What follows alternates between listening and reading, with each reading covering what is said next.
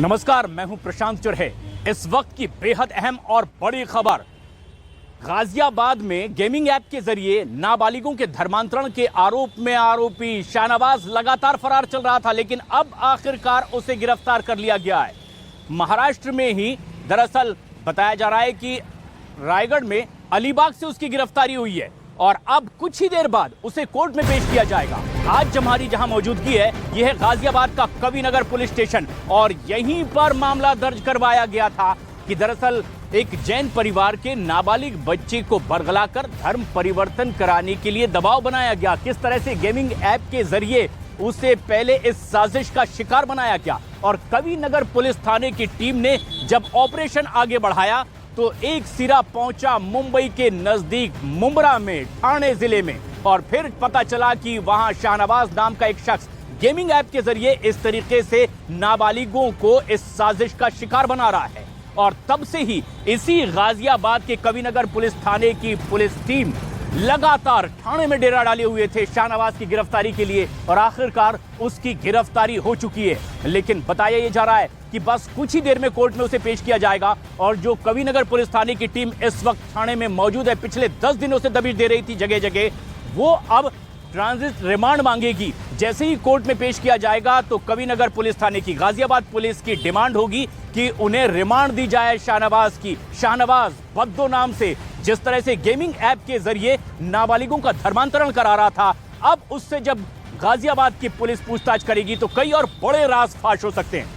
दिवाकर सिंह हमारे सहयोगी इस वक्त हमसे सीधे जुड़ रहे हैं, थाने में मौजूद हैं, और हमारे सहयोगी दीपक बिष्ट भी हमारे साथ बने रहेंगे जो नजदीक से नजर बनाए हुए हैं। लेकिन दिवाकर, जिस तरह से शाहनवाज की गिरफ्तारी हुई है, किस तरह से अब प्रक्रिया आगे बढ़ेगी, क्योंकि थाने पुलिस ने भी बड़ी मेहनत से टीम बना करके उसकी गिरफ्तारी में गाजियाबाद पुलिस को पूरा सहयोग किया और उसकी गिरफ्तारी हुई है।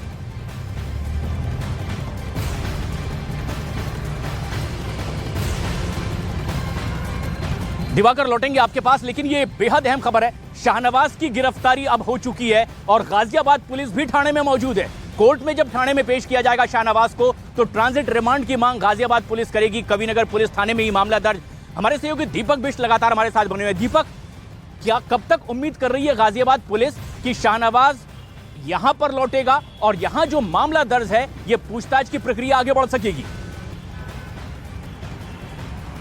देखिए प्रशांत, आज 11 बजे का समय उसे कोर्ट में पेश करने का है और वहां पर जाकर बद्दो उर्फ शाहनवाज को ट्रांजिट रिमांड पर लेगी गाजियाबाद पुलिस और उसके बाद देखते हैं कि कब तक उसे वापस लाती। क्या बाई एयर उसे लाया जाएगा, क्योंकि 3 से 4 गाड़ियां भी वहां पर मुंबई में मुंब्रा थाने के पास गाजियाबाद पुलिस की मौजूद है, लेकिन गाड़ी में लाना काफी जोखिम भरा होगा क्योंकि 25 घंटे का सफर बहुत मुश्किल है।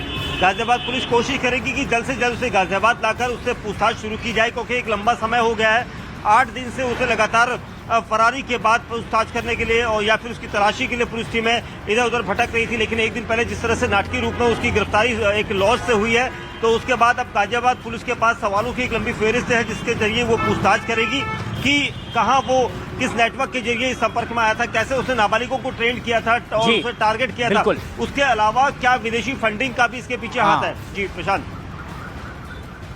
ये बड़ी बात है, ये बड़ी बात है दीपक की क्या विदेशी कनेक्शन इसमें मजबूती से जुड़ा है, इसकी भी जांच पड़ताल गाजियाबाद पुलिस करने वाली है। लेकिन दिवाकर हमारे सहयोगी ठाणे में मौजूद हैं। दिवाकर, बस कुछ ही देर में कोर्ट में पेशी होगी शाहनवाज उर्फ बद्दो की।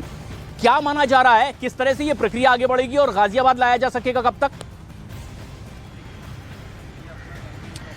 देखिए, आपसे थोड़ी देर बाद जो है इसी मुंब्रा पुलिस स्टेशन से आरोपी को सीधा थाने कोर्ट ले जाया जाएगा। करीब 22 से 25 मिनट की दूरी यहां से है थाने कोर्ट की और थाने कोर्ट में पेशी के बाद गाजियाबाद पुलिस की कोशिश होगी कि उसे जल्द से जल्द जो ट्रांजिट रिमांड होती है उस ट्रांजिट रिमांड को लेकर यहां से आरोपी को सीधा गाजियाबाद ले जाया जाए। जानकारी ये भी मिल रही है क्योंकि जो 25 घंटे का सफर है यहां से बाई रोड, उसके बजाय जो है फ्लाइट से, क्योंकि मामला काफी सेंसिटिव है, तो फ्लाइट से जो गाजियाबाद पुलिस है वो उसको यहां से लेके जा सकती है। हालांकि ये गाजियाबाद पुलिस के आला अधिकारियों पर अब डिपेंड है कि कैसे वो आरोपी को यहां से लेके जाते हैं। लेकिन जो गाजियाबाद पुलिस की टीम यहां पर मौजूद थी उनसे हमारी बातचीत हुई, उनका साफ तौर पर यह कहना है क्योंकि जो 25-26 घंटे का सफर मुंबई से गाजियाबाद का है वो काफी रिस्की होने वाला है और यही वजह है कि वो कोशिश कर रहे हैं कि बाई फ्लाइट आरोपी को लेकर वो गाजियाबाद जाएं और फिर गाजियाबाद की कोर्ट में जो है उसको जो पेश किया जाए। दरअसल दरअसल ठाणे कोर्ट जो है और दिवाकर अब इंतजार इसी बात का है कि कोर्ट में तुरंत पेश किया जाए शाहनवाज को और उसके बाद यहां गाजियाबाद की कविनगर की पुलिस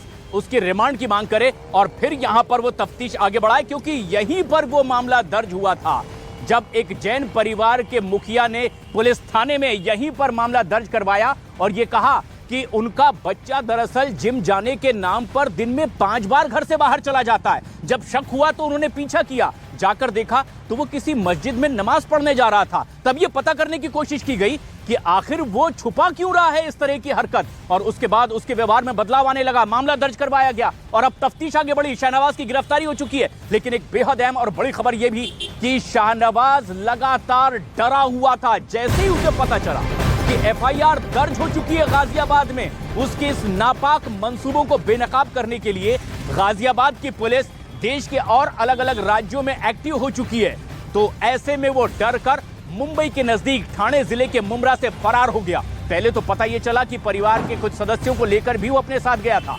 लेकिन उनकी मां ने थाने में बयान दर्ज करवाया कि उसे बहुत ज्यादा उसके काम की जानकारी नहीं।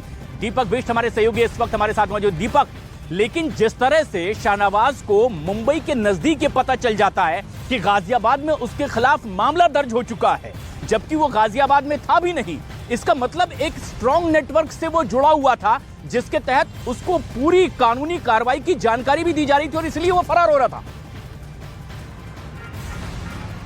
बिल्कुल प्रशांत, देखिए जानकारी यही मिली थी कि जब 30 मई को उसके खिलाफ मामला दर्ज किया गया था और उसके बाद जब वो 31 और 1-2 तारीख को जब उसकी भूमिका जो है पूरे टीवी चैनल्स में न्यूज़ 18 इंडिया ने जैसे दिखाया था, पूरी खबर को दिखाया था, उसके बाद उसके दोस्तों ने उसे ये जानकारी दी थी कि तुम्हारे खिलाफ ये एक पूरा जो खबर आ रही है क्या है ये। उसके बाद देखते ही बद्दो अपने परिवार के साथ वहां से फरार हो गया था। उसके बाद सोलापुर गया, सोलापुर से उसका परिवार तो वापस आ गया, लेकिन बद्दो उसके बाद अपने दोस्तों की मदद से इधर उधर घूमता रहा। और एक दिन पहले जब उसकी गिरफ्तारी हुई है रायगढ़ के अलीबाबा इलाके से, तो वहां पर भी वो दोस्त की मदद से ही पकड़ा गया था। कई सारे सिम कार्ड उसने इस्तेमाल किए थे, क्योंकि पुलिस शुरुआत से ये कह रही थी कि वो अपनी लोकेशन चेंज कर रहा है, अपने ठिकाने बदल रहा है, अपने जो उसका पास जो पैसा या फिर खाने पीने की व्यवस्थाएं है कोई ना कोई लॉजिस्टिक सपोर्ट उसे दे रहा था।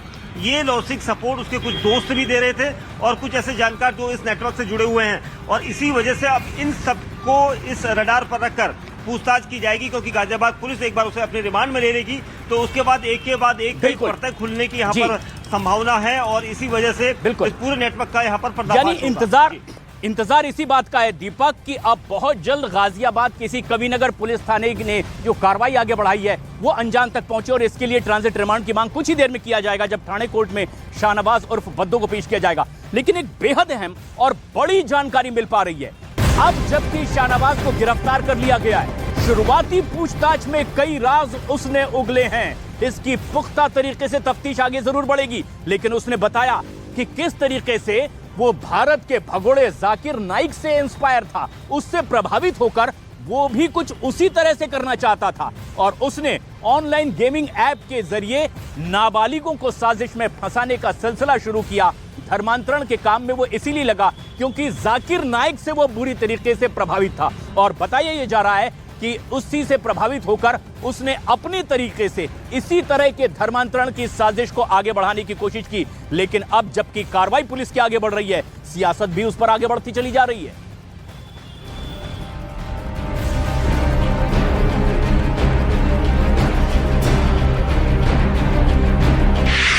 ऑनलाइन गेमिंग ऐप से धर्मांतरण के मास्टरमाइंड पर शिकंजा। ऑनलाइन गेमिंग ऐप से धर्मांतरण का सरगना बद्दो गिरफ्तार। महाराष्ट्र में रायगढ़ के अलीबाग से हुई गिरफ्तारी। गेमिंग ऐप से धर्मांतरण के मास्टरमाइंड शाहनवाज उर्फ बद्दो को महाराष्ट्र पुलिस ने धर दबोचा। गिरफ्तारी से बचने के लिए 31 मई से फरार बद्दो ने पहले अपनी लोकेशन बदली और फिर इसके बाद नाम और पहचान भी बदला, लेकिन महाराष्ट्र पुलिस ने उसके सभी प्लान पर पानी फेर दिया और उसे रायगढ़ के अलीबाग इलाके से पकड़ लिया।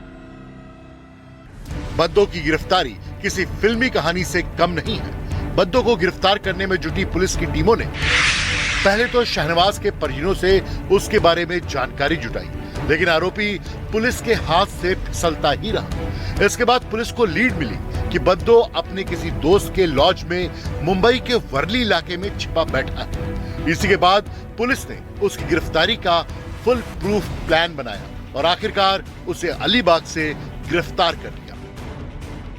थाने पुलिस ने शहनवाज के पास से एक मोबाइल फोन और एक टैबलेट भी जब्त किया, जिसकी जांच से धर्मांतरण मामले में जुड़े कई और राज सामने आने की उम्मीद जगी है। सूत्रों ने बताया कि शहनवाज पुलिस की शुरुआती पूछताछ में कई राज उगल चुका है। जानकारी के मुताबिक शहनवाज ने पुलिस को बताया कि उसने जाकिर नायक से प्रभावित होकर धर्मांतरण का काम शुरू किया और फोर्टनाइट गेमिंग ऐप पर अपने गेम के जरिए नाबालिगों को निशाना बनाया।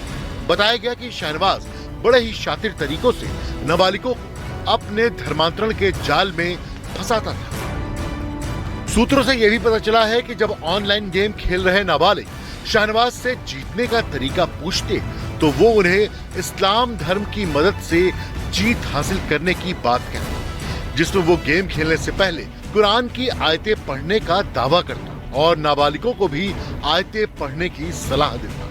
हालांकि जानकारी के मुताबिक शहनवाज इस दौरान खुद को गैर मुस्लिम बताता था और दूसरे खिलाड़ियों को गेम जीतने का मंत्र देने के लिए चैटिंग ऐप डिस्कॉर्ड पर जुड़ने के लिए कहता था।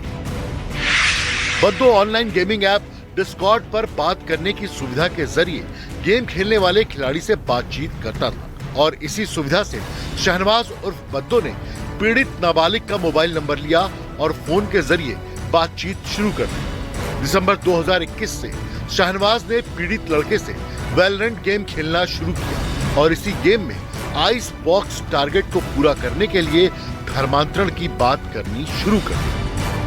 सूत्रों ने बताया कि इस चैटिंग ऐप पर जुड़ने के बाद ही ब्रेन वॉश का काम शुरू किया जाता था, जिसमें शहनवाज नाबालिगों को अपने जाल में फंसाने के लिए जाकिर नाइक और बिलाल फिलिप जैसे कट्टरपंथियों के वीडियो का इस्तेमाल करता था। तो उधर गेमिंग ऐप के जरिए धर्मांतरण करवाने के मामले पर अब भी सियासत गर्मा गई है।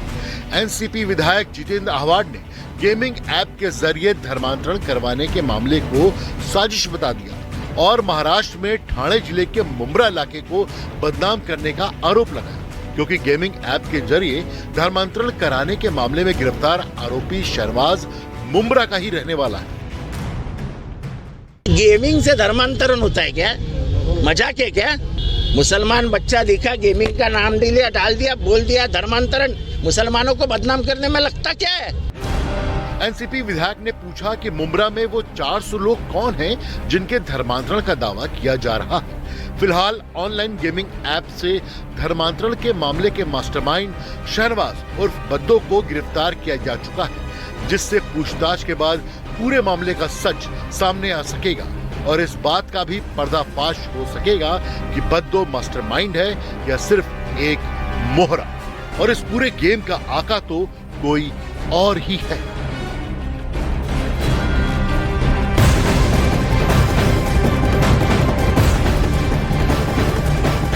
तो अब आखिरकार आरोपी शहनवाज की गिरफ्तारी हो चुकी है मुंबई के नजदीक अलीबाग से, लेकिन दरअसल अब सियासी बयानात भी शुरू हो गए हैं और इसका सिलसिला शुरू किया शरद पवार की पार्टी एनसीपी के नेता जितेंद्र आह्वान ने।